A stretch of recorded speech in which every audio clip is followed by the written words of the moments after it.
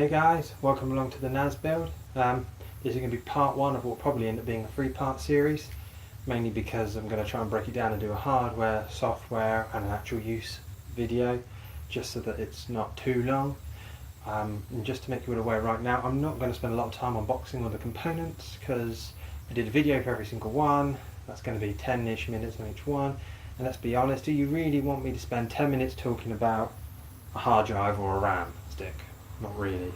So we're going to just work our way through and just sort of unbox them, install them and talk about them as we go.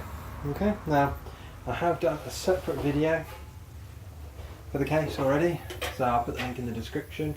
This came from Server Cases UK. Important things to remember on this one is this is a 2U short front case, so that means that it doesn't go all the way to the back of a normal rack, and it also doesn't sit on rails. You can put it on rails if you want to, but it doesn't need it because it's actually got 4 ports, or points on the front rather, for screwing it in, which is what I'm going to do, because once it's in it should be fine. I see no reason for it to sag. The cabinet should be more than strong enough to take it, and let's be honest, it's all it really needs. So let's get this bad boy opened up so we can see what we're doing. Can you guys see this alright? So that's going to be the front. You can see from an IO point of view it's boring as anything, hey ho. That will eventually be the back. Meh. And here's your internals. So let's have a look and see what we've got. 2 fans powered by Molex, so they always run at maximum speed. You've got a box of bits. Box of bits. There's a metric shit ton of screws, excuse my French. A bracket of some description, and a few more screws. Exciting. Right, so let's take a little look and see what we've got. So we'll start off with this first. I'm sure most of you have seen these before. This is PSU. This is a Corsair one. This is the CS550M. Now, the reason we've got this one here is this is a fully modular, hence the M, 80 plus gold efficient power supply series. 550 watt. Now I originally didn't actually want this because my plans for this are that it's not going to be a high-end one. I actually want to go for a step down, something in the 400 range. But the problem with that was just simply that they weren't gold efficiency, and I want the efficiency because it's going to be running all the time. And here we have a bag of cables. Bag of cables is always nice. We always like a bag of cables. And then we've got the actual unit itself. So let's take it out and get rid of that box. So this is only a hybrid modular power supply, meaning that some of the connectors are built in. Allow me to demonstrate that to you. Although I'm saying demonstrate it, you can see the cables right there, can't you? So you don't really need me to, but I'm afraid to say you're going to get it anyway. So coming out of here, you've got the 24 pin. Please note, will it's focus? Come on camera, you can do it. Woohoo! Anyway, so 24 pin with 4 pin removable. And then we've got an 8-pin connector, which can be split, looks like, into dual 4 pins. Yeah, into dual 4 pins, dependent on your use case. So that's quite nice. So anyway, so that's what we've got here. As you can see, look, 50M. On the back, it actually tells you, let me actually make it so you guys can see this. You might like to be able to see what's going on. There you go, look.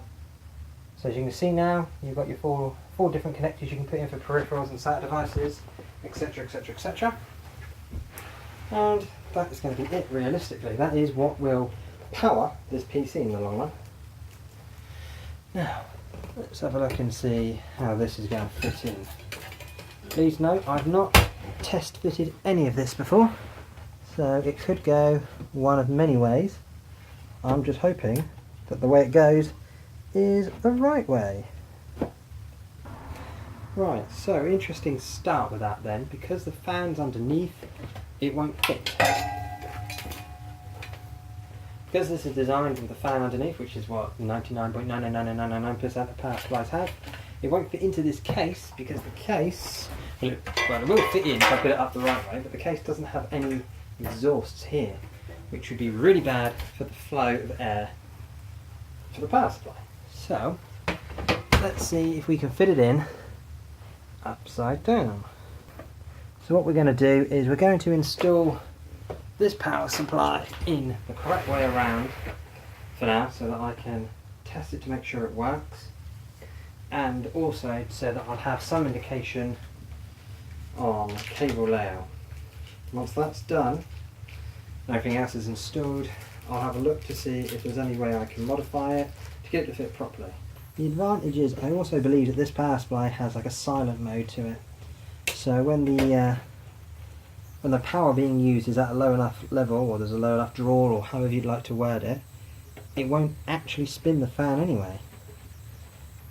So I guess that means for short-term testing this is actually acceptable, but it's not something I'd want to do long-term. Anyway, so there you go. You can see now it's just sat in there. Done. Anyway, so what we'll do next is we'll do the motherboard. Here's my motherboard choice. Now I'm sure this will be a controversial one. This is an Asus. I love Asus. Never had an issue with an Asus board. Actually, that's not true. I've had one die on me out of 8. Yeah. But I like the build quality, the design, the layout, everything just seems to work fine. Now this is a Prime series, because obviously this is, I don't know, the gaming one for a NAS PC. B350MA. Yeah, this is the interesting thing. AM4 socket. I'm sure some people are screaming in the back of their heads, or in the front of their heads, or even out your mouths. AMD for a NAS PC, what's he thinking? I'm very glad you asked. Now, we'll get back to it in a minute, but just quickly give you a rough idea on some of the specs on this. This is an AM4, it's running the B350 chipset, so it's not the highest chipset available, but again, because of the use case, I'm really not too worried. 4 DIMM slots with a maximum of 64 gig, ECC or non-ECC, haven't made my mind up yet, but I will have by the end of this video. Ching! You've got your PCI Express lanes, you've got one PCI Express 3/2, depending on how you want to word it, and 2 regular PCIe Express lanes. You've got integrated graphics, 6 SATA drive connectors, supports RAID 0, 1 or 10. I intend to do software RAID anyway, so I'm not too worried about that one. It's got one M.2 SATA socket, and what else have we got in here? We've got a gigabit LAN from Realtek, and Realtek high definition audio. No one really cares about high definition audio, and I don't intend to have this making much in the way of noise, so I don't really care either. Haha. So, let's get to the good news. Now I normally buy pretty top of the range stuff from Asus, so I'm used to getting high quality high quality kit from the point of view of having lots of cables and accessories. This is not, so it does not. Comes with a DIY guide, always handy to have a DIY guide for DIY purposes. Comes with a tiny little screw, which is very quaint. I don't know what that's for, we'll find out in a minute. We got motherboard layouts, paperwork, CDs, everyone loves a CD. Oh. Backplate, I/O. It would have been nice if they put a bit of foam padding on this rather than just leaving it there, but not too surprised. And motherboard. Here it is. Ta-da! Bom. Bom. It's nice, really. I mean, it's black and grey, so it's a clean look. And there's not really got that much to say about it. It's got a fair amount of connectivity around the board, actually, looking at it, which is good. It's kind of what I'd want. But we'll see. But yeah, so there's your connectivity to that. So it's a pretty clean build, which is what I'm looking for. Something simple, something effective. So let's get to it.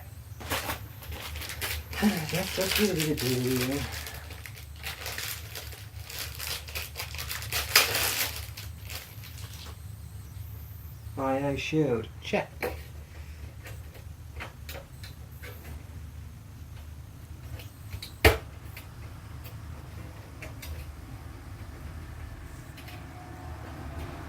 Right, I/O shield is in, so let's have a go at putting in the motherboard. Don't know about you guys, but this is always the bit I struggle with the most. I don't know why I struggle to put this sort of thing in so much. I'm just pretty rubbish at it. Put it down, get it level, and let's give it a go. So.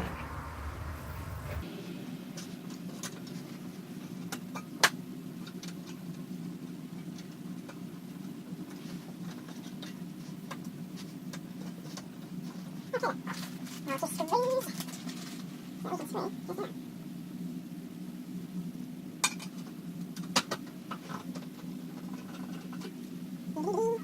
Now, this is very much a domestic build. I'm not intending to use this for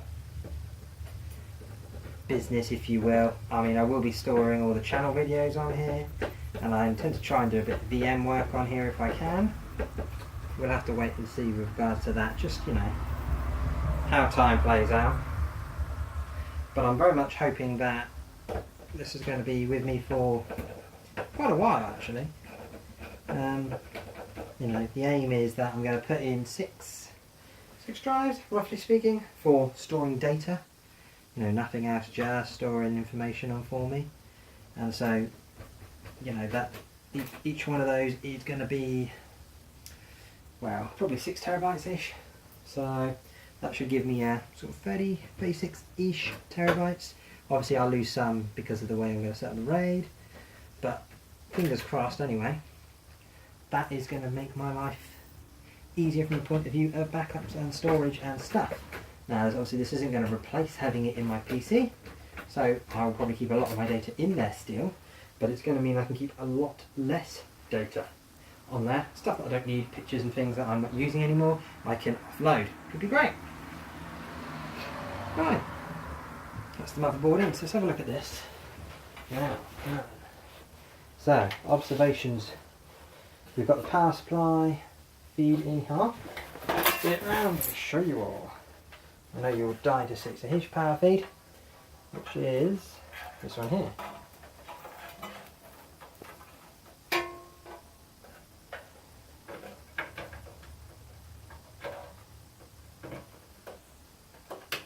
Doesn't that look pretty? You mean no?